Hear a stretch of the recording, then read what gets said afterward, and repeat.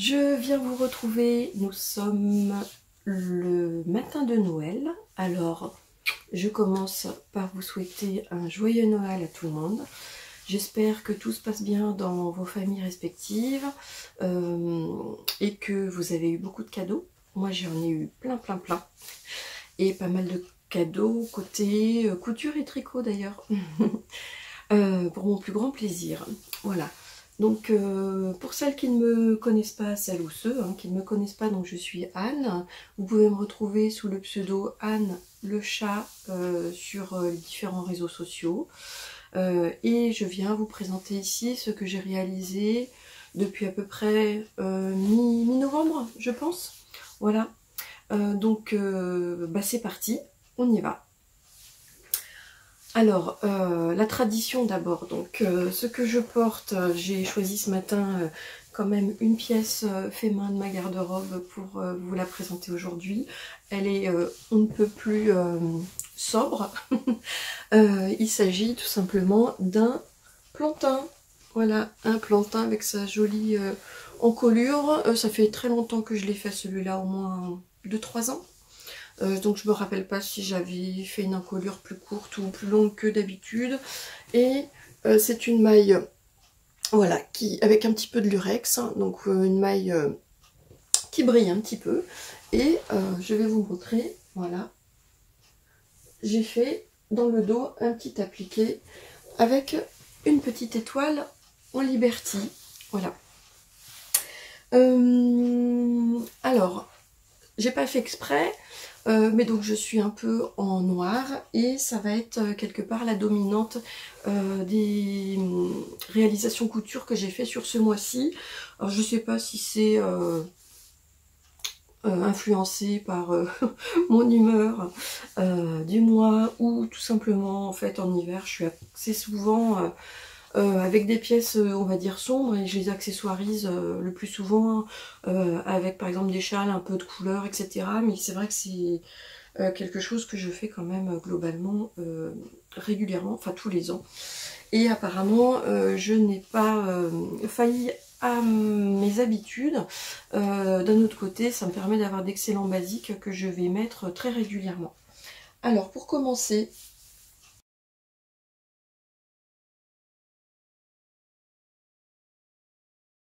donc je commence par, dans l'ordre chronologique de couture, je vais commencer par un body, le body Jodi que j'ai réalisé le mois dernier, et c'est un body qui vient de la marque Popeline et Linon que j'avais moi acheté lors d'une promo sur Makerist. Voilà, vous allez retrouver le visuel ici parce que je ne l'ai pas imprimé, j'avais tout fait à partir de ma tablette. Alors j'ai repris quand même les éléments pour me remettre ça un petit peu en tête. Je vous le montre tout d'abord. Comme je vous le disais, c'est du noir. Hein. Donc un body noir avec une encolure en V et des manches plutôt 3/4. Et la particularité de ce body, la plupart du temps, on voit des bodys qui sont quand même relativement fités et qui sont près du corps. Alors que là, il s'agit d'un body qui avait pour particularité voilà, d'avoir tout un système de fronce pour le relier à la partie culotte. Voilà, donc on voit ici, et donc qui lui confère un aspect blousant. Donc ce qui est quand même ce qui m'avait moi assez séduite sur le patron, parce que j'imaginais bien que ça pouvait avoir cet effet blousant par-dessus un pantalon, une jupe, etc. etc. Voilà, alors avant de vous en dire plus sur ce que j'ai fait ou ce que j'ai modifié, j'en reviens sur les spécificités du patron. Donc comme je vous le disais, donc c'est la marque Popeline et Linon, qui a déjà... j'avais déjà vu, je sais plus, des jupes ou des jupes culottes pour cette marque-là, sans les avoir testées ou achetées. Hein. Donc comme je vous le disais, moi je l'ai acheté sur Makerist, mais il y a un site qui permet d'obtenir le patron à 9 €. Et si je dis pas de bêtises, il y a possibilité de l'avoir également intégré à l'intérieur d'un pack où il y a différents modèles de body. Alors que moi, et sur Makerist, en fait, c'est uniquement ce body-là en fait qu'on pouvait avoir, ou alors peut-être d'autres, mais pas le pack. Je crois, hein. Donc il était indiqué que c'était un body de forme loose, culotte, enfin c'est moi qui l'ai dit, d'ailleurs la culotte est plutôt enveloppante, ce qui est très très agréable, ça fait quasiment limite un shorty. Donc il y a un col en V, il est proposé de la taille 34 à la taille 48. Il est prévu pour une stature d'1,62 m, et les marges sont incluses, de mémoire sont des marges de 1 cm. Au niveau du tissu que j'ai utilisé, donc il faut évidemment un tissu qui soit de la maille, qui ait donc une élasticité non seulement dans la largeur, mais c'est pas marqué au niveau du patron, du modèle, mais c'est pas mal pour un body d'avoir également un tissu qui soit bi-stretch, c'est-à-dire qu'il soit élastique dans la hauteur également, puisque bah, forcément quand on fait des mouvements de toutes parts, enfin là c'est peut-être moins flagrant parce que le body il est blousant, mais en général c'est ce qu'on demande pour ce type de pièce.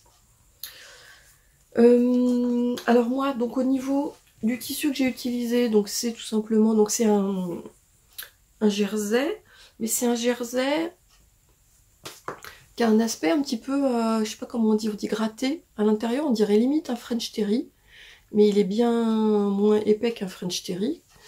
Et alors en fait je l'ai acheté chez tissu.net, et c'était un tissu de très belle qualité. J'en avais acheté un coupon de 1 mètre, donc ce qui signifie que mon body a tenu complètement dans ce coupon de 1 mètre, donc c'est quand même bien pratique. Et il est en fait en modal, donc modal et un petit peu d'élastane, ce qui fait qu'il est super doux, et puis franchement d'une super qualité. Donc j'en suis très contente pour ce type de réalisation, ce qui lui donne un petit peu un aspect quand même un peu lourd, qui est je pense pas mal pour cette pièce. Voilà. Alors, moi je l'ai fait en taille 40,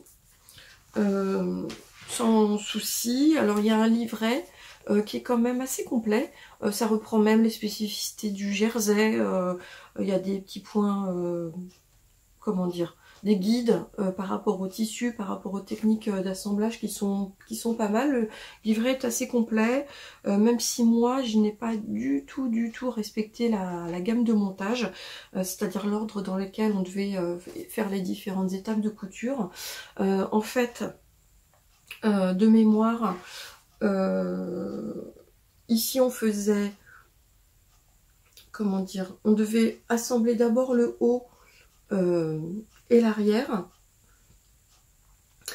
assembler ensuite dans un deuxième temps toute la culotte ensemble, donc devant et derrière, et seulement à la fin relier le haut et le bas. Donc moi j'ai fait le contraire, j'ai fait différemment, en ce sens que j'ai d'abord relié les hauts avec les bas, avant de faire donc cette étape sur lequel, alors qui n'était pas du tout préconisé. Il s'agissait ici de faire des fronces un peu normales, et moi en fait j'ai utilisé la technique d'utiliser en fait de la laminette.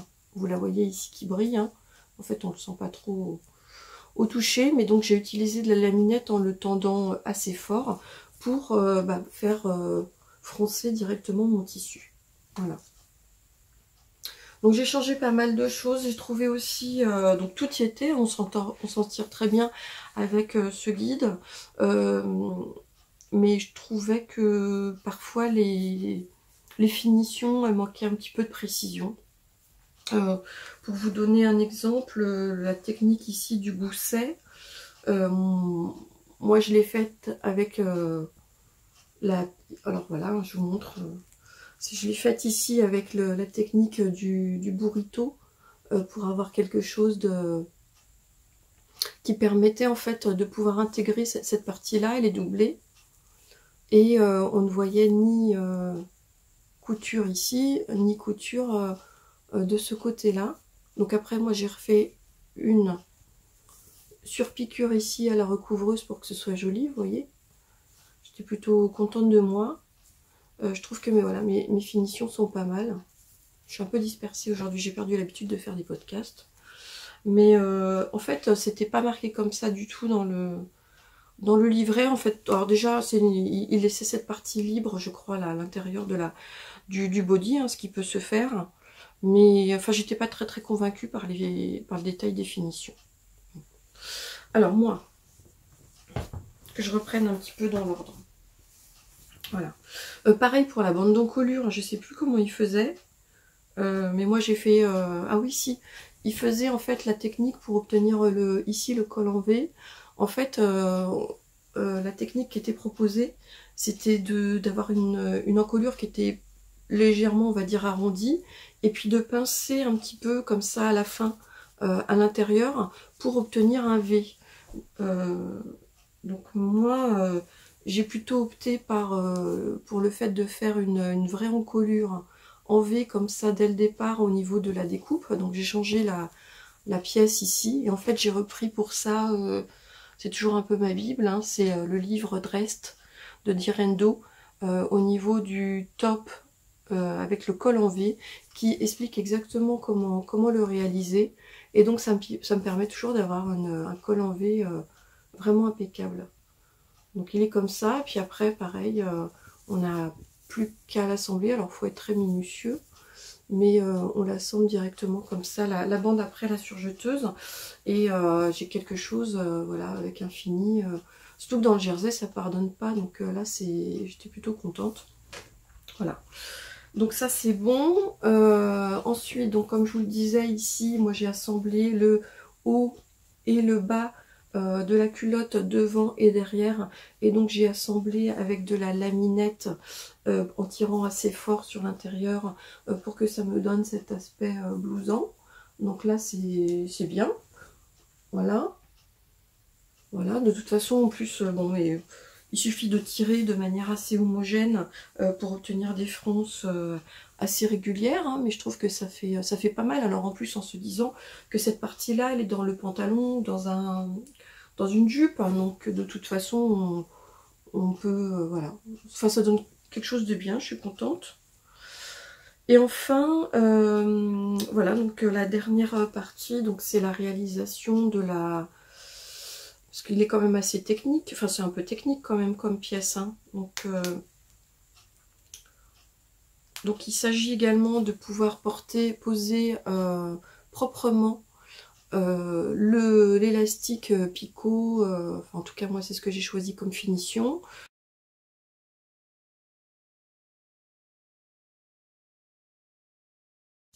Coucou, je suis en train de monter ma petite finition sur mon body Jodi, et donc je vais vous montrer comment j'arrive à faire ceci, donc avec ma machine à coudre, et ici derrière la finition avec la recouvreuse, voilà. Alors hop, donc je pose mon petit galon endroit sur endroit, le côté doux plutôt vers moi.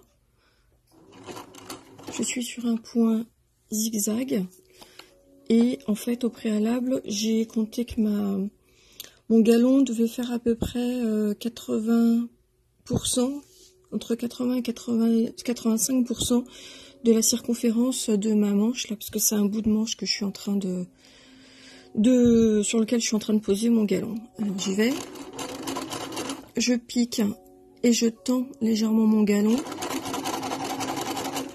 Il faut qu'on puisse tirer de façon assez régulière le galon, pas trop fort, mais pas trop loose non plus.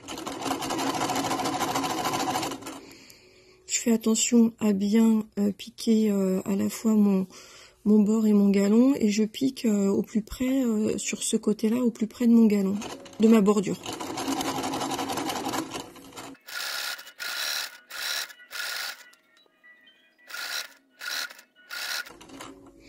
Voilà, je vais arriver au bout. J'avais fait exprès de pas coudre le début de mon galon, parce qu'en fait je vais le replier ainsi et le superposer avec la fin de mon galon ici. Je fais un point arrière, j'enlève mon aiguille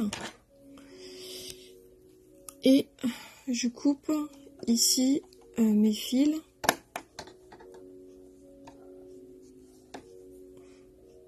Hop. Voilà, et je coupe mon surplus de galon et ici le retour qui est pas très joli. Je fais attention à ce que je coupe. Voilà, ça donnera ça, ce qui est ce qui est acceptable. Voilà, pour ma petite finition. Alors, ce qu'on va faire après, que je vais pas vous montrer là, c'est que je vais bien faire attention à recouper sans couper l'élastique, mais je vais couper presque derrière le surplus de tissu. Donc je le refais et je reviens vers vous. Alors me revoilà, j'ai cette fois-ci donc bien dégarni, enfin à l'arrière de mon... Voilà, je suis passée évidemment du noir, donc c'est difficile à voir. Mais donc j'ai fait en sorte d'enlever le surplus de mailles de jersey que j'avais à l'arrière en fait de mon élastique en picot. Voilà. Et donc ici maintenant je suis sur ma recouvreuse cover stitch de Baby Lock. Voilà. Et donc je vais vous montrer donc la finition finale que je vais faire. Donc je suis ici sur un enfilage de mes aiguilles en C2, C3. Voilà, on aurait pu faire C1, C2, hein, peu importe. Et donc, je vais faire attention où je débute. Voilà, je vais débuter ma couture plutôt sur l'arrière. Donc là où j'ai fait d'ailleurs quasiment la jointure de mes deux galons. De telle manière que s'il y a un raccord qui est pas très joli, que ça ne se voit pas trop. Voilà. Et hop, donc je prends mon repère, j'ai baissé mon pied, je plante mon aiguille. On a entendu le petit clic qui montrait que ça fonctionnait. Et puis bah écoutez, là je vais faire ma couture sur cette manche.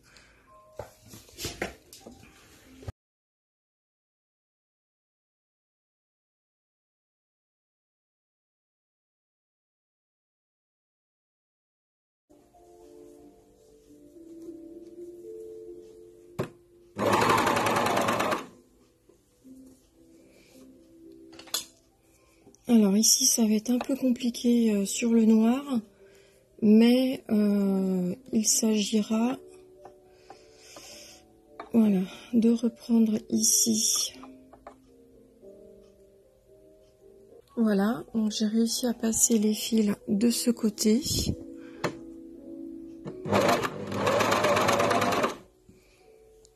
Je continue de coudre jusqu'à la jointure.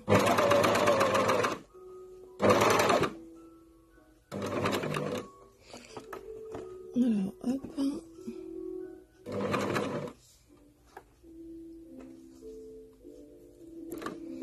Je finis éventuellement mes derniers points à la main.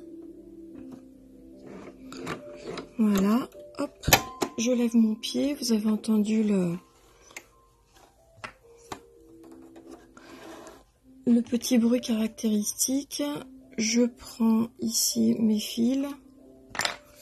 Je les coupe et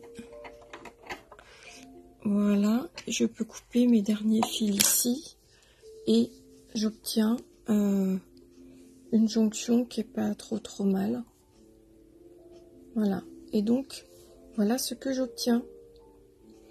Ma couture intérieure et du coup mon élastique est complètement plaqué par la couture et maintenant il ne s'agit plus que de faire un nœud ici et de rentrer mes fils à l'intérieur avec une aiguille à tapisserie.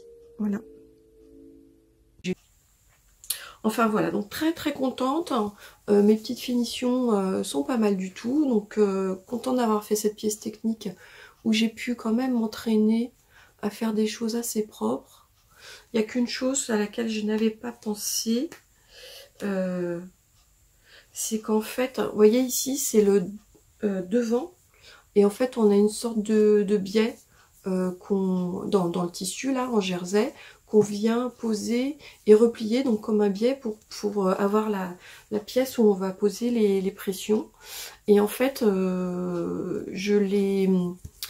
voilà, donc cette fois-ci, j'ai fait un petit zigzag ici.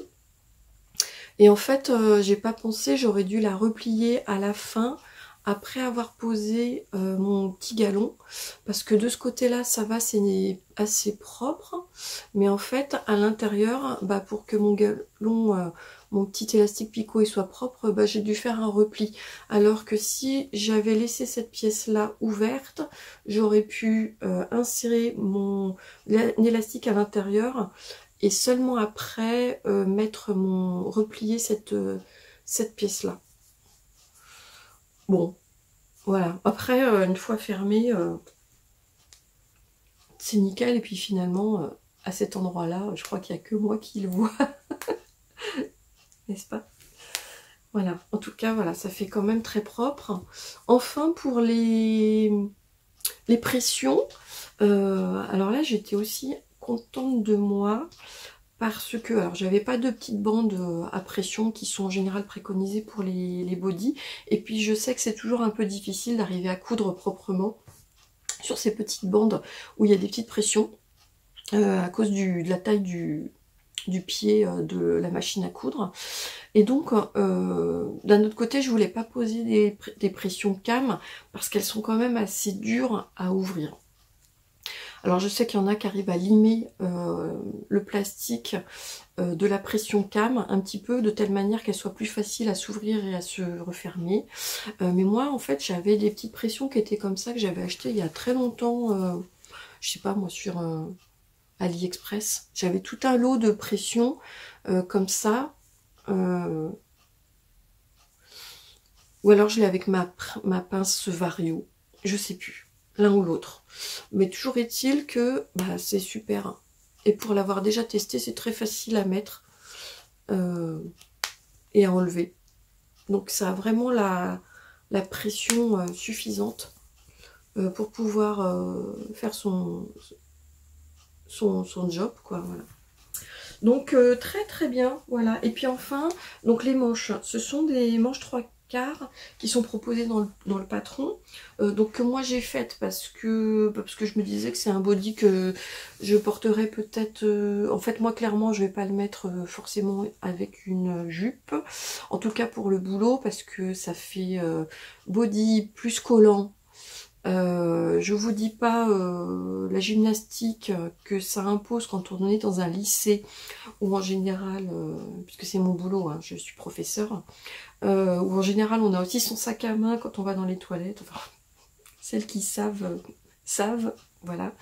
Et donc, non, donc moi le body en hiver il est pas du tout boulot compatible.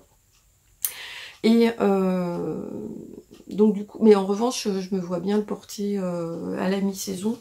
Et donc les manches 3/4 se prêtaient bien à le porter plus longtemps dans la durée. Puis moi, je suis souvent un peu multicouche, hein, c'est-à-dire que je mets ça, je mets un gilet par-dessus. En général, même dans la salle, on a chaud, on a froid, etc. Donc je suis tout le temps en train d'enlever mes gilets, de porter même des manches courtes. Ça dépend, des fois on est dans des salles qui sont surchauffées.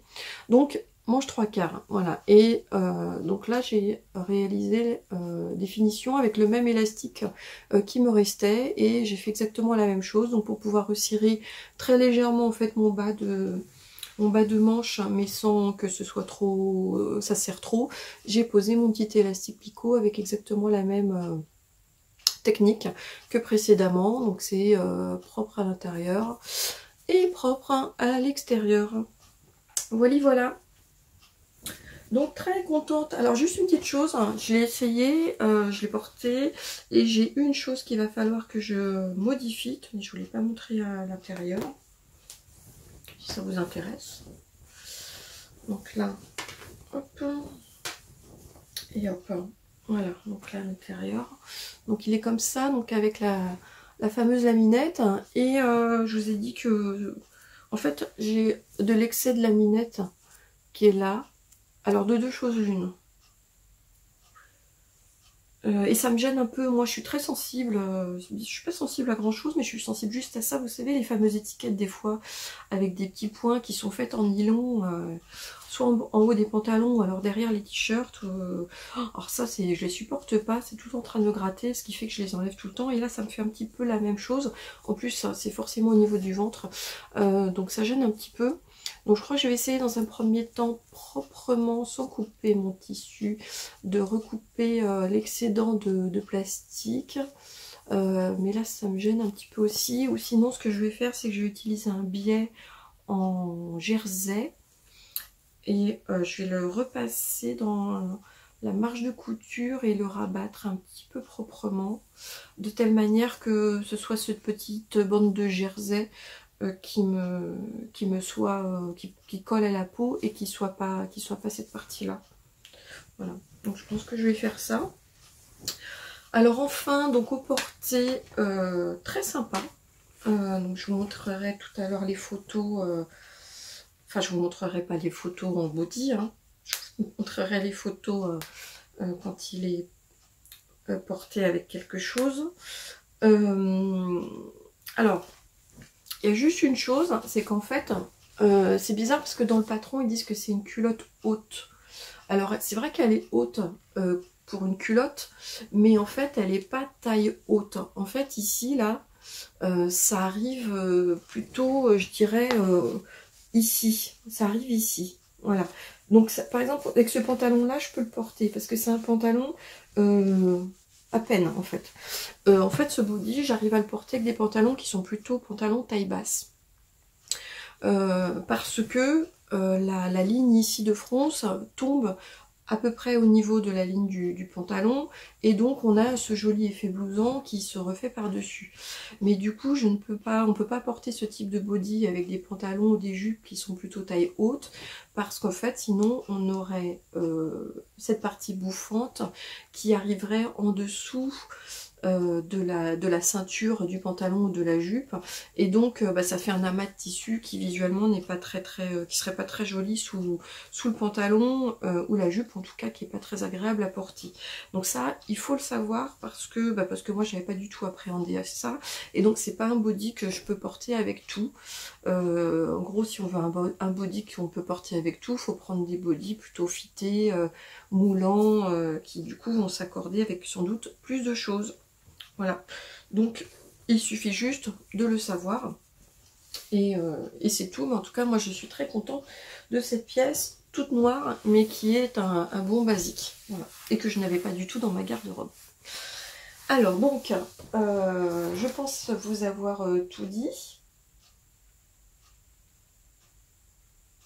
Ah oui, juste une chose, moi j'avais noté que toutefois, donc si je devais le refaire, j'aurais aussi deux modifications à faire. La première, c'est que en fait le body il est fait pour une stature d'1m62, je vous l'ai dit tout à l'heure. Moi je fais 1m65, et donc alors à cause de ça, ou par la forme naturelle du body, donc justement je pense que la prochaine fois je remonterai la culotte encore plus haute de 1 voire 2 cm, de telle manière que l'aspect blouson soit un petit peu plus haut. Voilà. Alors après, ce qu'il y a, c'est que moi, comme je vous l'ai dit, j'ai une maille c'est pas une maille non plus fine, c'est une maille, on va dire, moyennement épaisse, entre deux. Donc finalement, si on a une maille vraiment jersey très fine, peut-être que ça pourrait se porter plus à l'intérieur d'un pantalon, avec un pantalon un petit peu plus haut. Faudrait tester, voilà. Mais sinon, moi, je pense que je le remonterai la culotte, enfin plutôt la ligne de fronce et la jonction entre les deux pièces, en agrandissant la partie culotte de 1 ou 2 cm. Et peut-être, du coup, réduire d'autant le haut.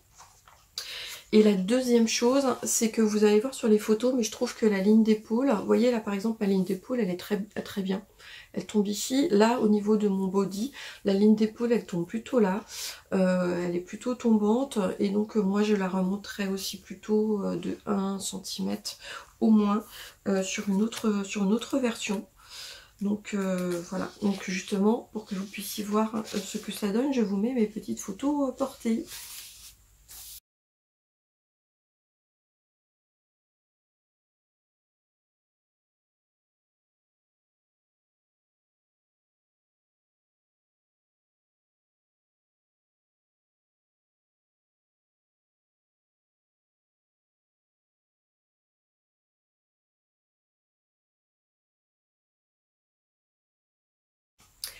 Alors on continue, on va continuer toujours en couture sur la deuxième pièce que j'ai réalisée, alors qui va être plus rapide à vous montrer. C'est une sur laquelle j'ai pas de patron particulier à vous détailler. Donc il s'agit d'une petite jupe taille élastique. Alors j'en ai déjà réalisé 2 ou 3 à mon actif.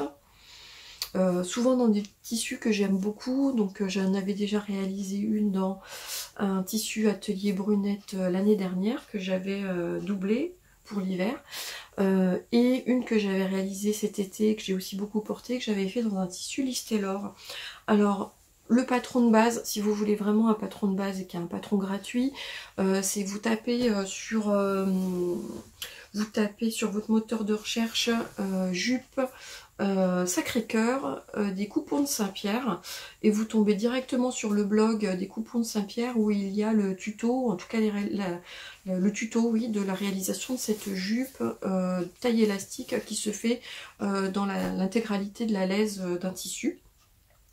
Je l'avais déjà dit sur un précédent podcast, ne passez pas par Makerist, sur lequel le patron se trouve également, mais de mémoire il doit être à 1 €. Donc bon, écoutez, sur le blog il est gratuit. Donc moi je suis partie de cette base que j'avais réalisée l'année dernière, et puis je l'ai légèrement modifiée, et donc cette fois-ci je l'ai réalisée, voilà, je vous montre, dans ce tissu qui est magnifique. Vous voyez qu'on est un peu dans le thème de Noël avec du tissu qui brille. Ce tissu qui est tout simplement magnifique, c'est une merveille, de chez Églantine et Zoé. C'est la première fois que j'achetais ces tissus et je suis vraiment conquise. Donc vous voyez, on voit le détail de ce tissu qui est ici avec des, comment dire, une chaîne et trame dans le biais. Donc c'est un sergé de viscose avec une douceur qui est incroyable, et donc ce fil lurex ici qui est cuivre et qui est cousu, enfin dans le chaîne et trame, donc pas de souci qu'il disparaisse au lavage. Donc c'est une petite jupe, voilà, vraiment qui est magnifique. Alors je l'ai portée hier pour mon réveillon à la maison avec mon mari et mes enfants. C'est total confort avec cette taille élastique, un petit pull par-dessus, et en plus regardez, je l'ai portée tout hier, et elle n'est pratiquement pas froissée, donc c'est vraiment un tissu de dingue, j'adore. Je l'adore, et donc comme en plus au niveau de cette gamme de tissus, elle est faite dans plein de couleurs. Il y a du turquoise, alors je l'ai acheté, le turquoise bleu canard, je crois qu'il est plutôt vraiment superbe, mais il existe également dans du rouge bordeaux, du vert, du moutarde peut-être aussi, ocre, mais superbe. J'ai envie de tous me les acheter.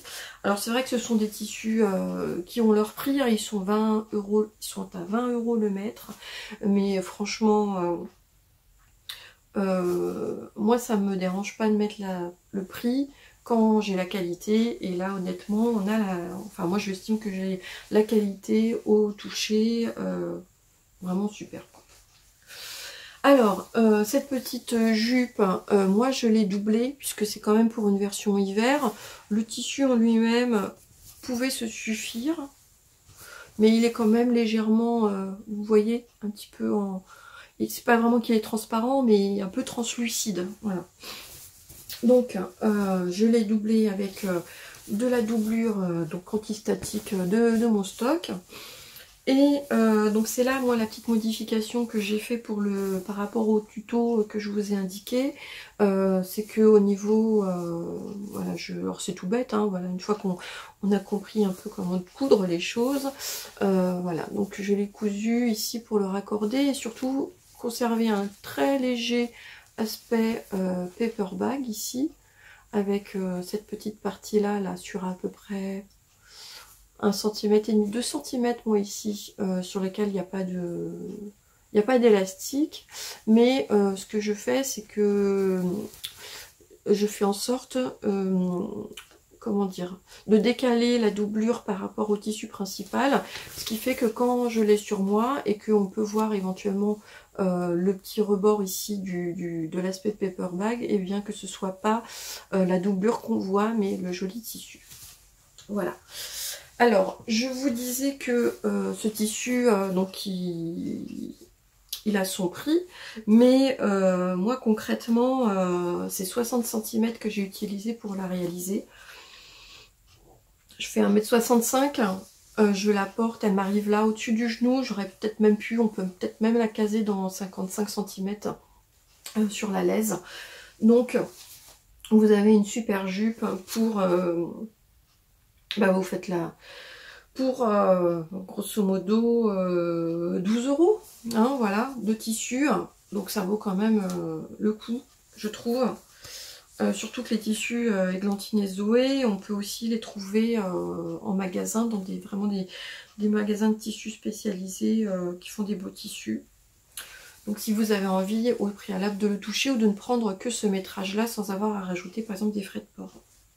Voilà. Donc, voilà quoi. Donc pareil, j'ai besoin de ça. Et puis j'ai eu 50 cm uniquement de doublure antistatique. Donc moi, rien de plus à vous dire. C'est super. J'ai fait un ourlet cette fois-ci. Voilà. En plus, moi, j'ai fait un ourlet double. Pour qu'elle tombe bien en bas de la jupe, qui est un joli tombé. Donc encore une fois, si vous êtes même un petit peu juste au niveau de votre tissu, que vous avez que 55 cm, il suffit juste de faire une finition à la surjeteuse et puis derrière de le rabattre et vous allez gagner aussi 5 cm. Moi j'ai fait un ourlet, vous voyez ici, qui est voilà, qui est assez large. Il fait 2 cm et demi, je crois, mon ourlet. Voilà. Alors, juste une chose, c'est un tissu en revanche qui est très mou à coudre et j'ai eu toutes les peines du monde. Alors là, ça va parce que je n'ai finalement qu'un raccord à gérer, puisqu'en fait on prend la laisse totale et puis on fait endroit sur endroit pour faire une seule couture. Donc je n'avais éventuellement qu'un seul raccord à faire au niveau des carreaux sur un côté, mais je m'y suis repris à plusieurs fois et impossible, très difficile. Alors je suis partie du bas, vous voyez ici, je sais pas si vous voyez, je suis partie d'ici, ma couture elle est là. Et donc ici, c'était bon au niveau de la jonction de mes carreaux. Et en fait, plus je remontais, et plus j'ai un décalage qui s'est fait. Voilà, vous voyez ici, j'ai un décalage. Donc tissu qui est très mou et un peu compliqué à... Donc ce que je veux dire par là, c'est que à mon avis, si vous voulez l'acheter pour faire un tissu... comment dire, un modèle par exemple avec des empiècements qui nécessitent de faire des raccords, vous allez prendre du temps pour pouvoir le faire, hein. Voilà. Et pareil, ça a été un peu compliqué, mais là par contre je me suis plutôt bien débrouillée. Pour faire mon ourlet du bas, j'ai essayé de prendre un repère, voilà, pour que ça coïncide là, parce que sinon le tissu il avait un peu tendance quand même à chaque fois, enfin c'était pas facile, voilà, c'était pas facile. Et je me suis même fendue à faire des coutures anglaises. Voilà, sur toute la couture anglaise à l'intérieur, ce qui fait que j'ai une jupe. Je m'envoie des fleurs, hein, je trouve, en ce moment-là. Mais niveau couture, qualité tissu, pour entre mon tissu et ma doublure antistatique, j'ai dû en avoir pour une quinzaine d'euros. Voilà. Et j'ai un élastique ici, moi, qui fait 2 cm, 2 cm et demi, je crois. Mais là, c'est adapté en fonction de la taille d'élastique que vous avez, vous voyez. Vous adaptez en fait la piqûre que vous faites ici. Vous faites une piqûre ici et une piqûre en dessous. Et vous adaptez la distance de la couture en fonction des élastiques que vous avez. Il vaut mieux prendre un élastique large, hein. Mais si vous avez un élastique de 2 cm et demi, 3 cm, 3 cm et demi ou jusqu'à 4 cm, et bien en fait vous faites les bandes ici parallèles de couture en fonction de l'élastique que vous avez. Voilà, donc tout ce que j'avais à vous dire sur ma petite jupe, je l'adore. Je l'ai portée plusieurs fois, y compris d'ailleurs au travail. Donc elle est pareil, un très très bon basique dans la sobriété, donc qui est très facile à porter avec des bottes. Donc je vous montre des photos avec une ou deux tenues, voilà, avec cette petite jupe.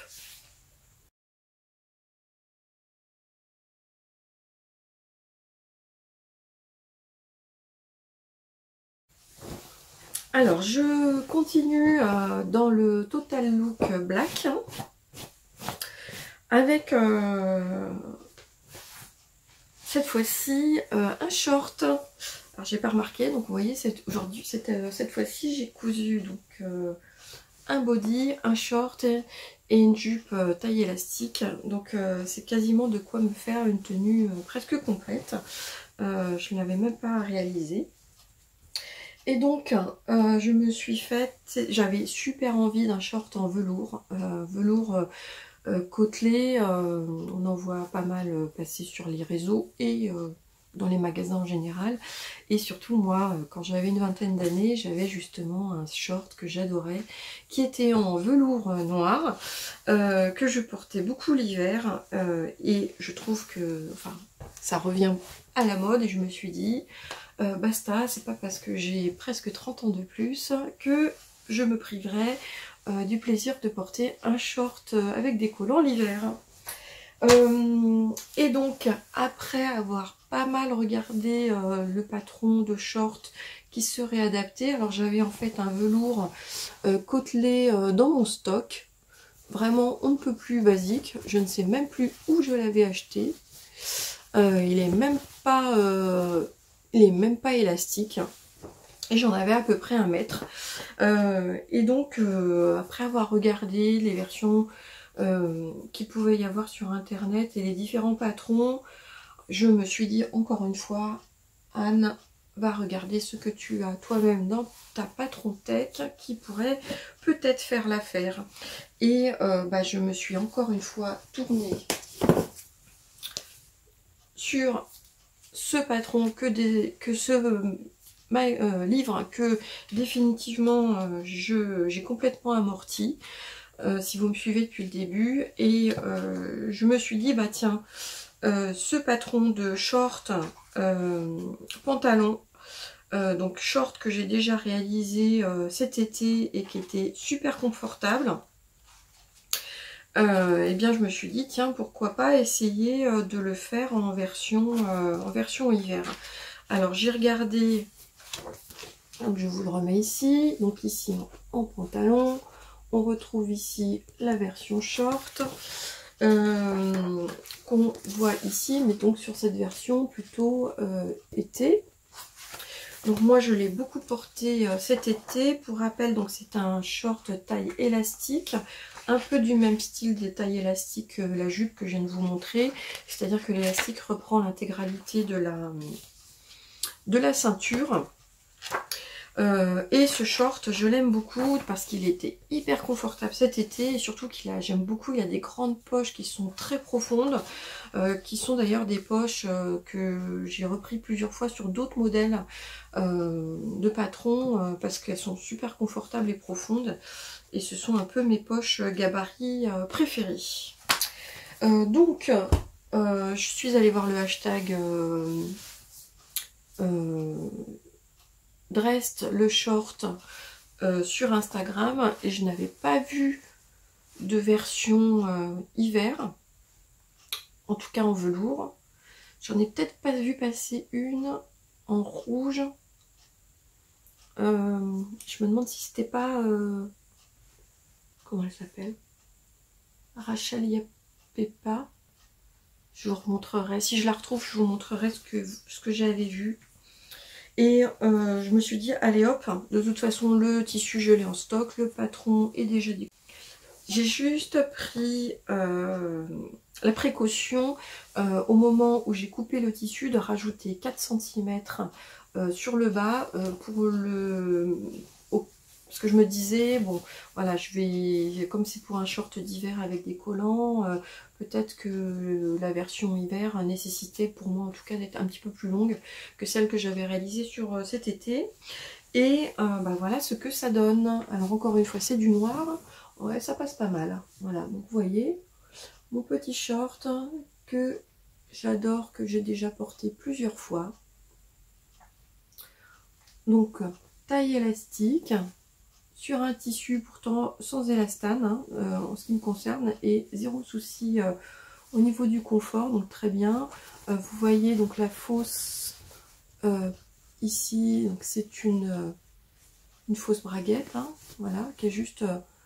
surpiqué, et puis donc on a ces poches qui sont très profondes. Voilà, là je suis au bout, vous voyez, c'est rare d'avoir des poches où on arrive à mettre quasiment l'intégralité de la main.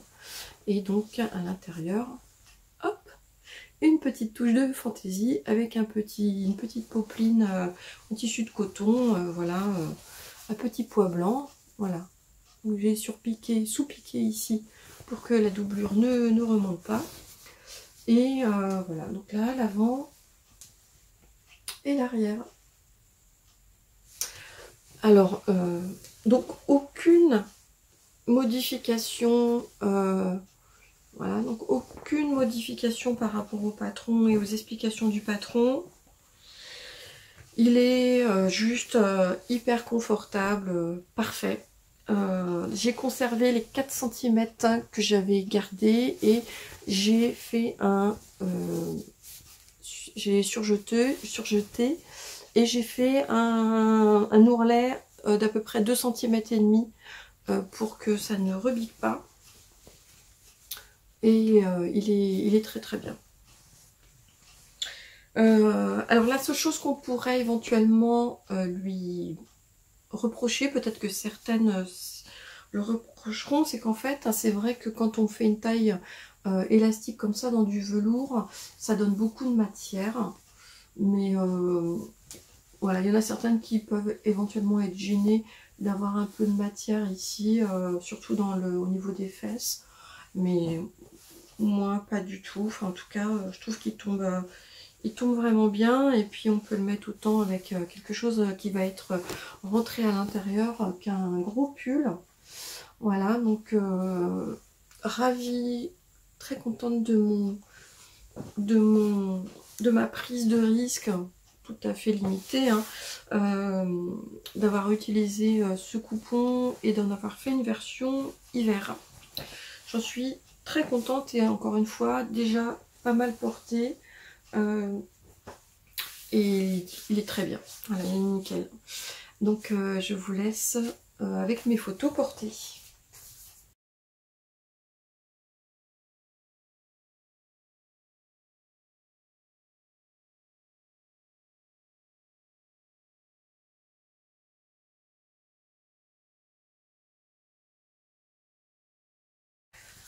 Alors, avant de passer à la partie tricot, j'avais envie de faire un petit aparté, couture toujours, mais sur des accessoires que j'ai réalisé, alors soit pour moi, ou pour vous montrer un peu ce que j'ai réalisé en cadeau, qui du coup, notamment pour mes enfants, viennent d'être déballés. Donc de toute façon je doute que mes enfants regardent maman dans un podcast, hein. Donc je suis plutôt tranquille à ce niveau là. Mes enfants ont 15, bientôt 16 et 18, hein, donc Voilà. Donc je vais vous montrer ce que j'ai fait. Donc je commence par un modèle de, j'ai appelé le Chèche XL. C'est quelque chose que j'avais mis sur Instagram il y a déjà quelques temps, peut-être un mois. Et je vous avais mis d'ailleurs, voilà, je vous montre ici. Je m'étais fait en fait une petite fiche comme ça, moi pour savoir comment le faire. Et cette petite fiche, en fait, je l'ai photographiée et je l'ai mise sur Instagram. Donc si vous voulez la retrouver, je l'ai mise alors, sous cette photo. Voilà, normalement que vous allez retrouver. Donc ça doit être une publication du mois de novembre. Et en passant les photos, vous allez retrouver en fait mes indications pour le faire. Alors rien de bien exceptionnel, hein, c'est que j'avais dû voir il y a déjà plusieurs années comment réaliser ce type de Chèche XL et j'ai dû à un moment l'adapter dans un coupon de tissu. Donc en fait c'est réalisable dans des coupons de tissu que vous avez de 50 cm sur une dimension de 110. Ça suffit, voilà, donc pour pouvoir réaliser un chèche, en tout cas voilà, c'est ça que j'appelle un chèche, hein. Donc qui est une écharpe ou un châle de forme triangle, mais qui au lieu de faire donc 110 cm de longueur, on arrive à la fin à de mémoire 2 mètres, en tout cas plus de 2 mètres d'envergure. Donc là je vous montre la version que je me suis gardée. Donc je l'ai réalisée ici dans une jolie viscose. Donc c'est voilà, une viscose que j'avais dû acheter chez Mercerine, Bim Mercerine sur les réseaux, ou Diffuse Laine en vrai magasin je crois. Voilà, que j'aime beaucoup, donc dans des dominantes un petit peu vert émeraude. Et j'avais dans mon stock cette espèce de tissu un petit peu matelassé, qui est plutôt, je pense, du polyester, hein, mais très légèrement matelassé, et qui était, alors on pouvait pas tomber mieux, je trouve, au niveau des coloris. Voilà, donc, hop, et je trouve que ça fait quelque chose de très très lumineux, et alors, moi, ça... c'est tout à fait ce dont j'ai besoin, même dans la maison quand il commence à faire froid ou pour aller au boulot, puisque j'ai souvent froid au cou. Et ça, voilà la manière dont je le porte. Voilà. Alors ça, sachez aussi que je l'ai fait donc en viscose avec ici un polyester, mais j'en ai réalisé plein aussi avec ici un tissu, des tissus même en jersey, et très sympa par exemple avec des couleurs hyper peps, et de l'autre côté avec des minky par exemple tout doux, donc tissu minky ou douillette. Si on veut vraiment un effet hyper doudou, j'en ai même réalisé aussi en velours ras. Donc c'est vraiment à tester avec plein de matières différentes qui vont donner plus ou moins de volume. Mais je trouve que c'est un petit cadeau qui est super sympa, alors non seulement pour Noël, mais également même pour des anniversaires, voilà, pour faire plaisir ou se faire plaisir. Et au moins ça a le mérite d'être taille unique. Et on est sûr que ça va aller à la personne, du moins au niveau des dimensions. Voilà, d'ailleurs je vais le garder. Donc voilà, donc je vous montre peut-être quelques petites autres versions que j'ai pu réaliser là sur ces derniers temps avec ça. Autre petite chose que je voulais vous montrer, alors j'ai fait, alors là je les ai pas, ils sont dans les chambres de mes enfants qui dorment encore, il est 11h30. Donc mes deux ados, je leur ai fait des coussins, mais des coussins avec des tissus tout doux. Donc, alors c'est une horreur à découper, j'en avais partout à la maison, mais une fois que ça y est, une fois que c'était fait, je trouve que le résultat était très sympa. Ils ont été bluffés hier, ils savaient pas que c'était moi qui les avais fait.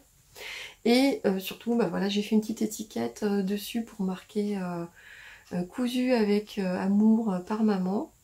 Et bah, malgré leur âge, voilà, Seb, 15 et 17 ans, ils étaient très très contents de ces petites attentions. Donc je vous montre les coussins que je leur ai réalisés. Et en ce moment, on trouve énormément de ces tissus tout doux et même réversibles. Donc c'est pour ça que j'ai fait un côté dans un motif et l'autre côté dans le revers. Donc on en trouve énormément dans les magasins de tissus. Donc on peut vraiment en faire comme on veut. Donc pour les petites étiquettes, j'ai fait en fait, j'ai pris un petit tissu type chambray, du coton, hein, voilà, je l'ai utilisé avec je l'ai thermocollé, et après moi j'ai une machine qui a une silhouette portrait pour bah, faire l'inscription, voilà, cousu avec amour par maman, avec que j'ai apposé dessus, et puis j'ai fini par le coudre derrière avec un point spécial de ma machine, tout simplement. Voilà, qui permet de faire une sorte de point de feston. Je crois que c'est comme ça. Voilà, point de feston. Qui fait quelque chose de très propre. Donc voilà pour les coussins que j'ai réalisés. Tant que j'en suis là-dedans, dans ce que je leur ai donné pour Noël et que j'avais réalisé, c'est également des petits pochons que j'avais remplis de bonbons et que je leur ai fait en les personnalisant. Donc je vous montre ici, donc ce sont des petits pochons que j'ai réalisés dans des tissus jersey et sur lesquels j'ai également apposé un flex avec un renne. Je trouvais ça trop mimi, marqué Joyeux Noël avec leur prénom, et donc je suis à peu près sûre que le petit pochon sera réutilisé par la suite pour mettre d'autres choses, voilà, son petit linge, tout ce qu'on veut. Donc j'en ai même réalisé 4, j'en ai réalisé pour un petit neveu et également pour mon filleul. Donc une fois qu'on a fait, réussi à faire le motif en fait sur le plotter de découpe, hein, donc moi sur ma silhouette portrait, après c'est quand même facile de pouvoir en faire d'autres. Donc voilà pour ces petits accessoires. Je voulais également vous montrer, alors ça je me le suis fait mais je me le garde, c'est un petit sac projet, voilà, projet tricot ou broderie, etc., que j'ai fait dans des chutes. Alors je sais pas si vous reconnaissez, je vous avais montré ce tissu, j'avais réalisé avec un sweat isé de l'usine à bulles, et j'avais une chute, c'était du French Terry, et je trouve que ce tissu est vraiment superbe. Un petit anneau marqueur, hop, voilà. Et j'avais un autre tissu qui était du Milano découpant de Saint-Pierre, dans lequel j'avais réalisé un pantalon un peu de jogging que j'avais fait pour ma fille la dernière fois aussi. Et j'ai décidé de valoriser ces chutes, voilà, en faisant un petit sac japonais. Donc c'est le petit sac, voilà, avec 2 anses. Alors j'ai molletonné en plus, hein. Alors par contre c'était assez difficile. J'ai eu du mal à trouver des explications de montage faciles pour ce type de sac, hein, ce qui fait que je sais plus comment j'ai fait. Je crois que j'ai fait des ouvertures ici au niveau des anses, et après je l'ai remis à l'endroit, mais j'ai dû faire après toutes les coutures ici, voilà, au niveau des anses. Donc sur une partie, voilà, c'est ici, je l'ai fait à la main. Mais finalement, même, je me suis plutôt pas mal débrouillée, même au niveau de la gestion des raccords des rayures. Donc ça aurait pu être pire. Voilà. Et ces petits sacs japonais, voilà, en fait, on le fait comme ça, et on peut même se balader avec. Alors moi je tricote pas en marchant, hein, mais en tout cas pour avoir un petit projet broderie ou tricot, une paire de chaussettes, etc., je trouve que c'est un petit sac extrêmement sympa. Alors attention, encore une fois, il faut plutôt le doubler ou le molletonner, parce que sinon si on le fait avec 2 tissus simples en coton, ça n'a aucune tenue, hein. Donc là, moi, il n'y a rien dedans là. Il a une tenue super sympa. Et j'ai des petites étiquettes comme ça en bois, handmade, voilà, que j'ai mises. Je trouve que ça finit bien. Je ne me rappelle plus où je les avais achetés. En lot, sûrement sur Amazon, il y a déjà quelques mois. Mais je trouve que ça finit plutôt bien. Voilà. Alors, et une dernière petite chose en accessoire. Alors, ça va me permettre de faire de la pub pour une créatrice que j'aime beaucoup et à qui j'avais acheté un sac. Alors, c'est Vive la vie création. Émilie, qui est vraiment une super gentille. Ça fait longtemps que je la connais par réseau interposé. Et puis donc elle fait créatrice de sacs et elle les livre également dans pas mal de boutiques. Et elle a évidemment son site internet que je vais vous mettre ici en barre d'infos. Et donc j'ai eu l'occasion de lui acheter ce sac. Voilà, elle fait du travail, c'est super bien fait. Les qualités de finition, regardez même la finition ici. Dans ce superbe Liberty Betsy, voilà, donc toute la sangle est en simili-cuir, doublé ici en Liberty. C'est voilà, si vous avez envie de vous faire plaisir ou de faire plaisir avec des très belles qualités de finition. Ici, il y a un petit passepoil qui est posé. Et je finirai même en disant avec un excellent rapport qualité-prix. Donc foncez dans la boutique d'Émilie. On la retrouve sur Instagram et également sur Facebook, et elle fait également sur demande. Donc elle fait plein de sacs qui sont déjà en stock que vous allez pouvoir choisir, mais vous pouvez également lui demander de reproduire la plupart des sacs peut-être qu'elle a déjà fait. Donc regardez ça par exemple ici, donc là c'est le système de fermeture de mon sac. Ça, vous voyez, on ne voit même pas cette partie là quoi. Elle continue, elle le garde quand même dans du Liberty, il est vraiment super. Et donc l'intérieur, voilà, il y a un système de poches, il y a 2 poches plaquées, et j'aime beaucoup, enfin voilà, profondeur de sac. Voilà, l'anse est suffisamment grande pour être réglable et être portée en bandoulière. Bref, foncez. Voilà, alors pourquoi je vous montre ça? Parce que, du coup, je me suis acheté un coupon de Liberty et je me suis fait la parure qui allait bien avec mon sac. Voilà, alors j'ai pas exactement le même simili-cuir, voilà, mais j'ai gardé quelque chose qui était dans le gris anthracite, et donc je me suis fait mon petit portefeuille compagnon, on appelle ça maintenant, moi j'appelle ça des tout en un. Ce modèle, donc je le réalise depuis déjà une dizaine d'années. J'avais appris à le faire en stage donc il y a 10 ans, et puis donc voilà, j'ai légèrement changé il y a quelques temps, et voilà, j'ai réutilisé le même Liberty, un peu de simili-cuir. Voilà, j'ai également posé un peu de passepoil, et voilà, je vous montre, il est rempli, mais voilà, de quoi mettre ici des petites choses. Ici, j'ai mon chéquier.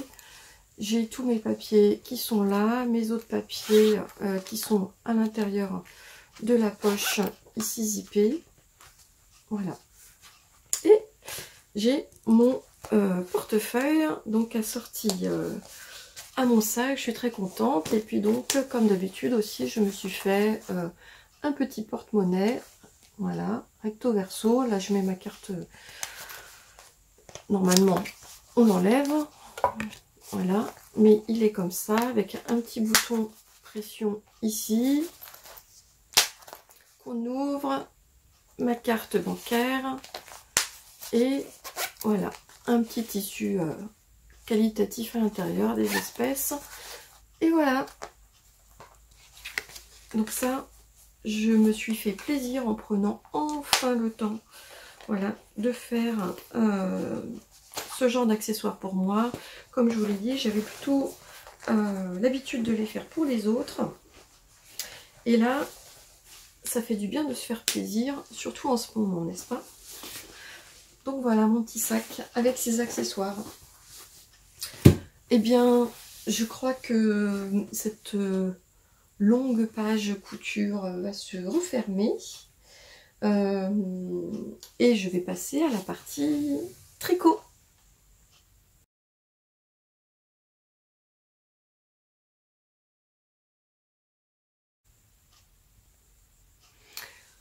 Alors pour le tricot, eh bien j'ai pas mal de choses aussi à vous montrer. Donc on va commencer par ce que vous avez déjà vu qui était en cours et que j'ai eu le temps de finir. Donc on peut tout de suite commencer par, et je ne l'ai pas pris, par l'étole, voilà, qui était l'étole Kyriel de Yarnflex. Je vous mets un petit visuel ici. Et je le retrouve là, voilà. Bon, je crois que je vous en ai déjà parlé 2 fois. C'est un projet que j'avais commencé il y a quelques temps, que j'ai mis en stand-by à un moment parce que je vous avais dit que j'avais du mal à me motiver. En fait, c'est une étole qui se fait, voilà, il suffit de deux écheveaux et en fait, on tricote une première partie de l'écharpe avec le joli motif de dentelle. On arrive à la moitié de l'étole et en fait après on reprend le deuxième écheveau de laine pour refaire exactement la même chose. Et en fait à la fin on va faire une jointure entre les deux parties qu'on aura eues et donc ça nous fait notre étole complète. Et donc moi je l'avais mis un petit peu en stand-by quand j'ai fini de tricoter mon premier écheveau de laine. Donc pour rappel, donc il s'agissait de laine vilaine que je vous ai déjà montré. Hein. Donc c'est de la vilaine qui était en mérinos et soie, qui est magnifique, super belle et avec une douceur et un drapé qui finalement convenait tout à fait à ce type de projet. Donc je suis très contente. Mais c'est vrai que après avoir tricoté ma première moitié, en fait, je trouvais que le motif était pas aussi joli qu'ici. Alors moi, j'ai encore assez peu travaillé, tricoté de motifs en dentelle. Et donc, voilà, j'avais eu besoin de mettre ce projet de côté. J'en ai commencé un autre et comme je ne suis pas du tout multi-projet, en fait, j'ai avancé l'autre. Avant de reprendre celui-ci, j'ai fini mon autre projet et c'est seulement après que j'ai fini donc mon étole. Et en fait, pour essayer de me remotiver, entre temps, j'ai bloqué la première partie de mon étole. Alors, je vous avais mis, je crois que je vous l'avais déjà montré la dernière fois, mais le motif, une fois bloqué, ça y est, c'est là qu'on avait cette magnifique dentelle qui se révélait. Et donc ça m'a motivée pour reprendre cette étole et finalement je l'ai beaucoup plus tricoté beaucoup plus rapidement la deuxième fois. J'ai le motif que j'avais du mal à intégrer la première fois, je l'ai tout de suite mémorisé sur la seconde. Je sais pas pourquoi, enfin voilà, j'étais beaucoup plus motivée et finalement c'est allé très très vite. Donc je vous remontre, voilà, ce magnifique motif de dentelle, vous voyez, qui fait des petites vagues sur le bas. Et puis donc, voilà, il est juste superbe. Donc motif de dentelle. Et puis donc ici, des sortes de côtes, mais qui sont pas des côtes, voilà, avec un système de mailles glissées. Et une répétition, voilà, sur trois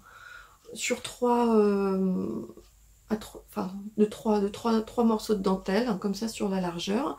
On continue, et puis une fois qu'on a fait 8 répétitions de ce motif, je crois 1, 2, 3, oui c'est ça, et bien après on continue en jersey avec uniquement le motif de fausse côte. Voilà, donc on continue, voilà. Alors l'autre doute que j'avais, c'est qu'au moment où j'ai fini avec ma laine, et bien en fait, normalement l'étole elle devait faire 1,65 m, c'était ce qui était indiqué par Audrey une fois pour le produit fini.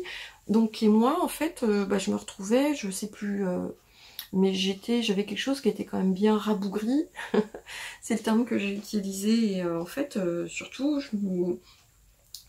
avant blocage, je me suis dit que si je faisais la même, de l'autre côté, j'aurais eu une étole qui devait faire peut-être 1,20 m, 1,30 m.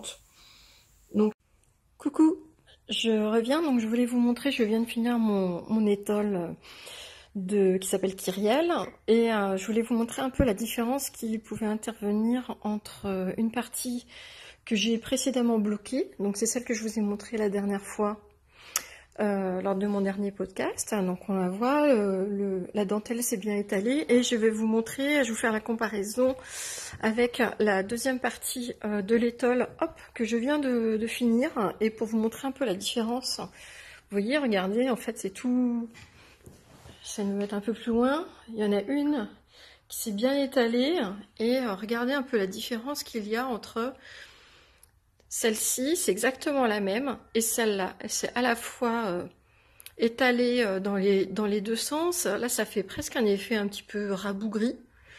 C'est pour ça que j'étais un petit peu sceptique au départ au moment de la tricoter, et je trouve quand même incroyable, voilà, la façon dont la dentelle va se révéler donc au blocage. C'est assez impressionnant. Et alors la deuxième chose, c'est que regardez, alors hop, c'est aussi, voilà, pour vous montrer, en fait j'ai exactement la même quantité de laine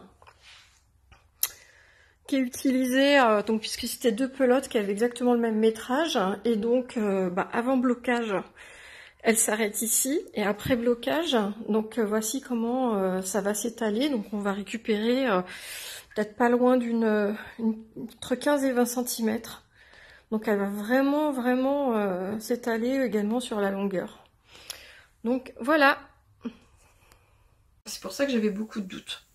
Et en fait, une fois que je l'ai bloqué, j'ai bien vu que mon étole, ma demi-étole bloquée, était bien dans la longueur que ça allait donner à la fin. Et donc, j'ai pu refaire l'autre partie, voilà. Et à la fin, faire la jonction qui est préconisée, qui est, je connaissais pas du tout, donc c'est un grafting à la russe.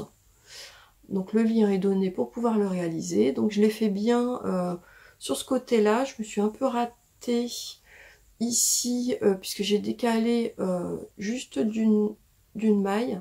Ça se voit, hein, voilà, légèrement en fait. Normalement les motifs ils doivent être les uns sous les autres. Là j'étais légèrement décalée, et alors j'étais un peu... En fait, donc il est marrant à faire ce grafting à la russe, sauf qu'il a un inconvénient, c'est qu'en fait on le commence pas côté où on a le fil, mais de l'autre côté, et on fait un système, je crois que c'est avec un crochet pour le faire, mais en fait une fois je me suis aperçue que j'avais légèrement décalé, je trouvais qu'il est assez difficile finalement à enlever, parce qu'il suffit pas de tirer sur le fil pour tout enlever. En fait c'était pas possible. Donc je suis allée jusqu'au bout, je me suis dit oh c'est pas grave, ça se verra pas. Sauf que une fois qu'on le met et qu'on le met comme ça, en fait si le grafting il apparaît en plein milieu. Donc j'étais un petit peu dégoûtée. Enfin bon, c'est comme ça qu'on apprend. Sauf que bonne surprise, finalement au moment du blocage, ça s'est quand même relativement lissé, et on peut dire que ça se voit quasiment pas. Hein. Vous êtes d'accord avec moi? Je suis sûre que vous êtes d'accord avec moi derrière la caméra. Voilà. Donc ça se voit quasiment pas. Hein. En plus, comme la laine est un petit peu nuancée, il faut vraiment avoir l'œil dessus. Donc très contente. Voilà. Donc à porter comme on veut. Hein. Donc soit si on veut vraiment mettre en valeur le motif, je sais pas, j'imagine qu'on peut le mettre aussi comme ça. Ça doit être sympa. Vous voyez mieux que moi. Mais ça doit être assez sympa également de le mettre ainsi. Voilà. Et puis, sinon, moi je sais que je le porterai aussi de cette manière-là. Je trouve ça, voilà, le motif se place bien. Voilà, je trouve que c'est bien sympa comme ça. Voilà, on peut aussi... j'avais... À un moment, je mettais mes écharpes comme ça. Ce qui est sympa aussi, regardez, vous voyez, ce qui permettrait de pouvoir bien mettre en valeur, voilà, les deux pans cette fois-ci à l'endroit. Voilà. En tout cas, elle est super douce. Alors Elle a un beau drapé. Voilà, j'aime vraiment beaucoup. Peut-être la mettre sur le côté, comme ça, avec un pot comme ça. Enfin voilà, on peut s'amuser, hein. En tout cas, j'aime beaucoup. Voilà, je suis très très contente d'être arrivée à bout de ce projet. Une couleur que j'ai pas l'habitude d'avoir dans mes écharpes. Et que je suis contente d'avoir faite, d'avoir tricoté. Et voilà. Donc ça, c'est une jolie réussite. Je suis très contente. Voilà. Donc je vous montre aussi les photos portées.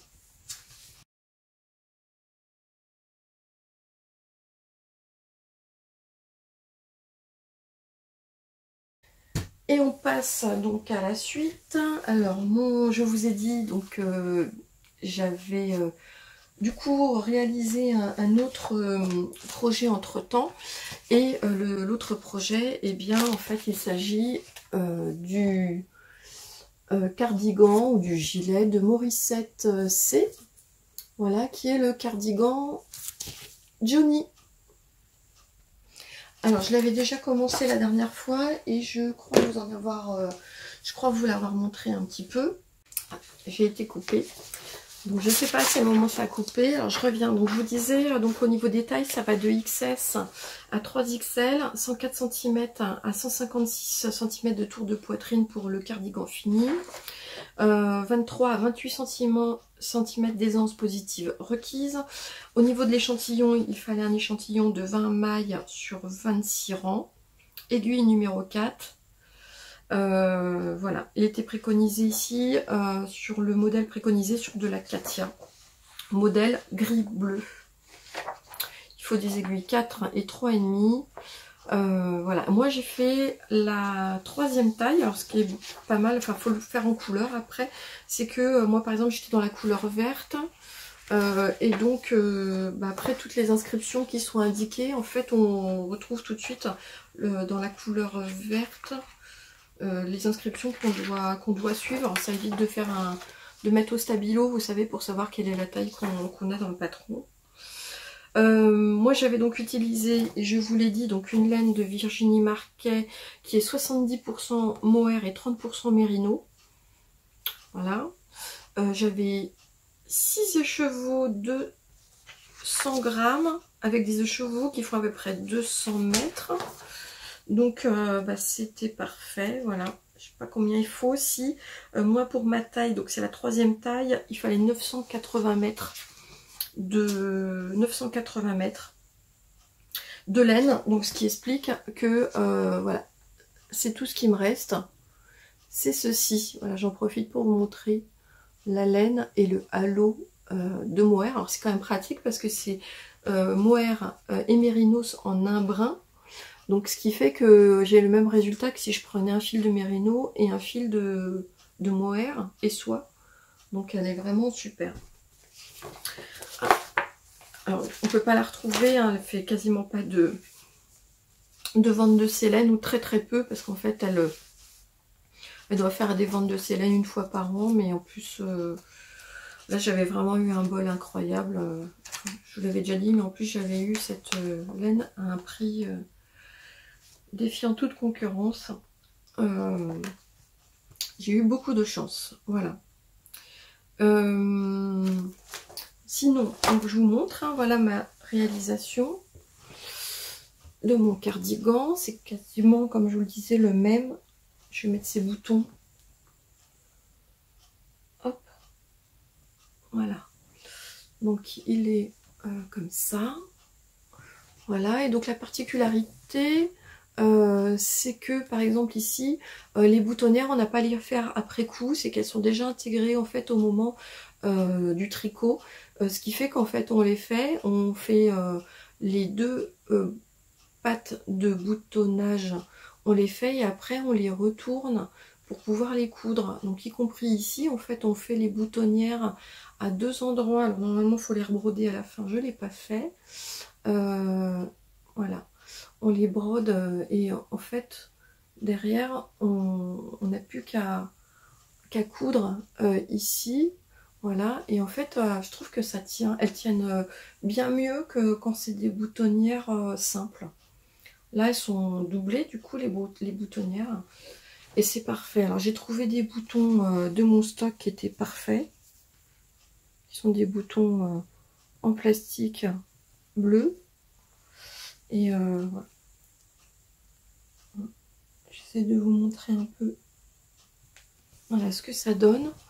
Voilà, donc c'est vraiment un esprit presque veste, avec des manches qui sont des manches tombantes, hein, donc c'est une forme presque, enfin veste, presque boxy. Voilà, des manches sur lesquelles on a des diminutions régulières, et puis derrière, à la fin, des manches à des côtes normales, c'est même pas des côtes perlées, c'est des côtes normales. Et je finis avec un, comment je finis moi, un rabat normal. Là. Je prends une aiguille de taille supérieure, voilà, et je rabats et ça me donne un.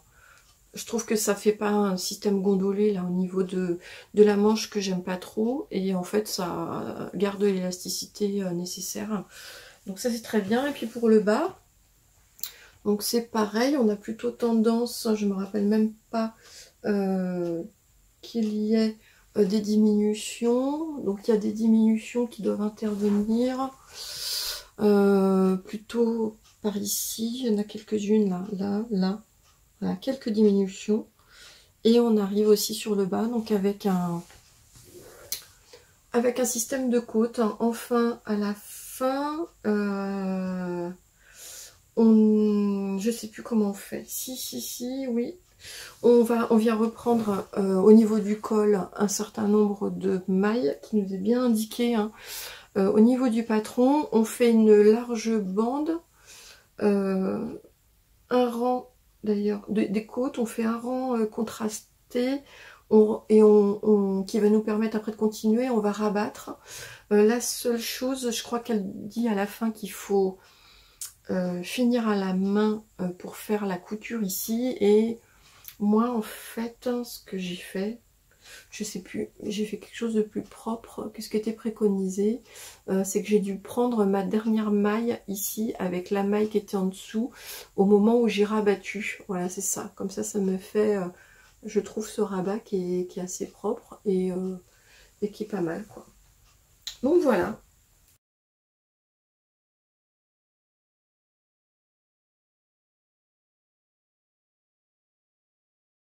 Et enfin, parce qu'encore une fois, je pense que je ne vais pas... je vais garder ma réputation de podcast à rallonge, n'est-ce pas? Je voulais juste finir sur l'encours, mon encours du moment. Alors j'ai retrouvé ce patron qui date de 2018 de Kathleen Hunter qui s'appelle l'Immortaliste. Voilà, qui est un col avec du jacquard. Et là, j'ai trouvé dans mon stock des laines.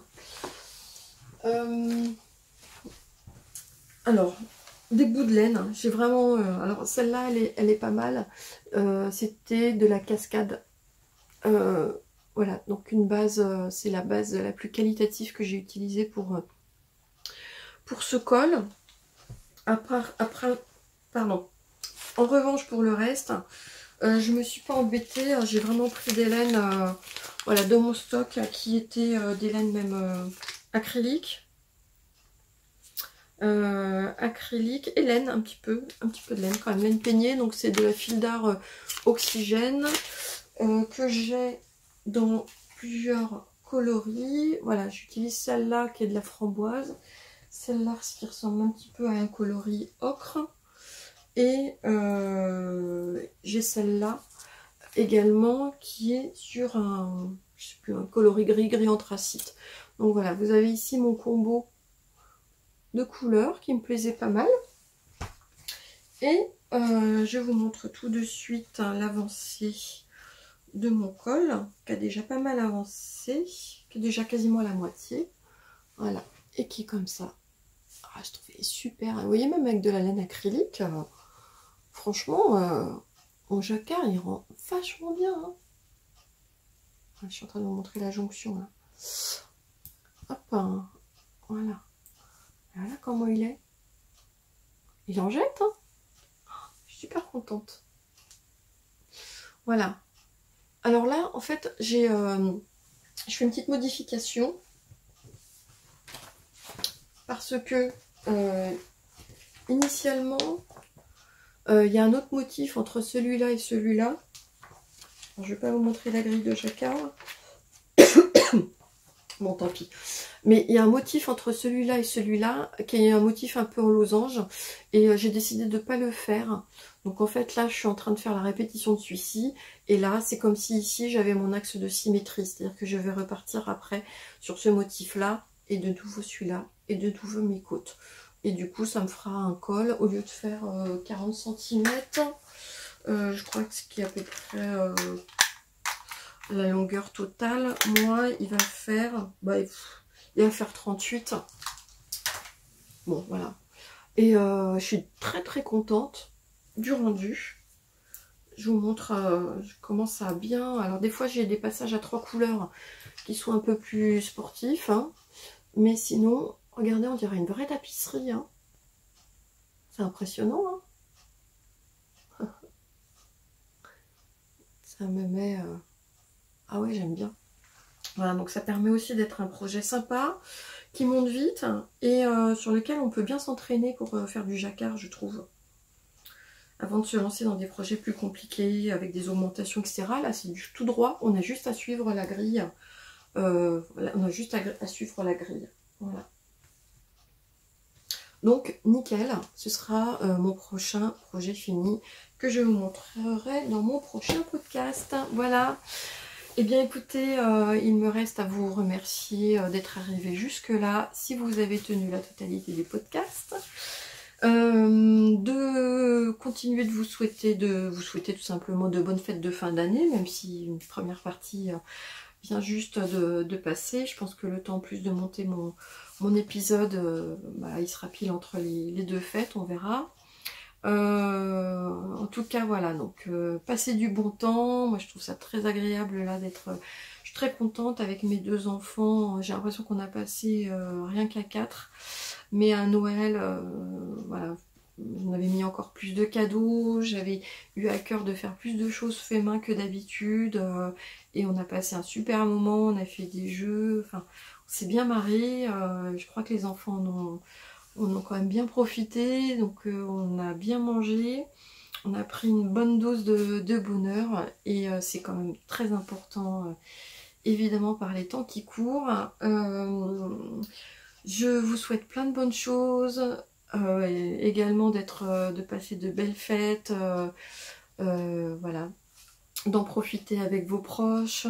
Je vous remercie encore une fois d'être nombreux à venir me voir ici.